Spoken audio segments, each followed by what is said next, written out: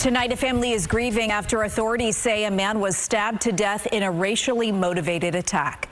Thank you for joining us at 10 o'clock. I'm Melanie Wingo. Akili Lewis was killed Tuesday near the Hollywood Trailer Park in Marysville, and his sister spoke with KCRA 3 about the moment she found out. That is a pain that I never wish on anybody. It's a pain I could have never even anticipated experiencing, and it was just utter shock, you know. Denzen Cortez joins us now live from the newsroom. And Denzen, you were there and spoke with the sister about how the family is doing tonight. Yeah, Melanie, Akili Lewis's family is still trying to process the heartbreaking news they received just 4 days ago. Tonight, we sat down with his sister as she remembers her brother and grapples with how his life was ended.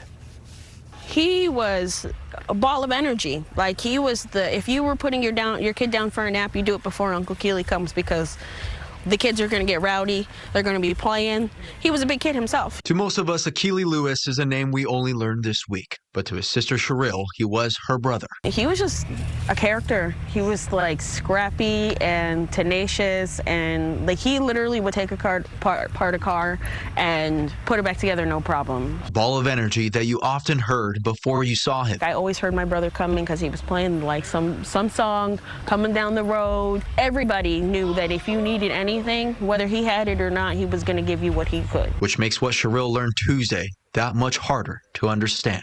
I found out from my mom, actually, and it was the kind of hurt and pain you never want to hear. The way that my mom, just every ounce of her being hurt to say those words and to, you know, tell me what had happened. Authorities say Akili was stabbed to death near the Yuba River, an attack investigators say was racially motivated. As a sister, learning that your brother was killed and then investigators deeming this racially motivated, I mean, how do you process that?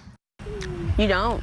Like, you really don't. I've been trying to really understand the why, how, and it doesn't make sense. Even if I could talk to this person and look them in the eye and ask them why, it wouldn't be enough.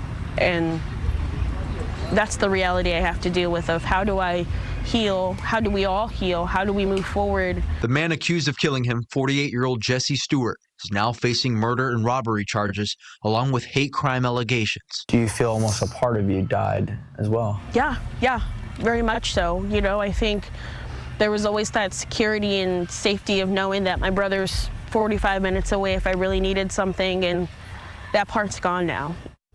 And Akili leaves behind 2 daughters and a multitude of family members. His family is now raising money to help cover his cremation and memorial expenses. We'll have that information on KCRA.com, Melanie. All right. Thank you, Denzen, for that live report.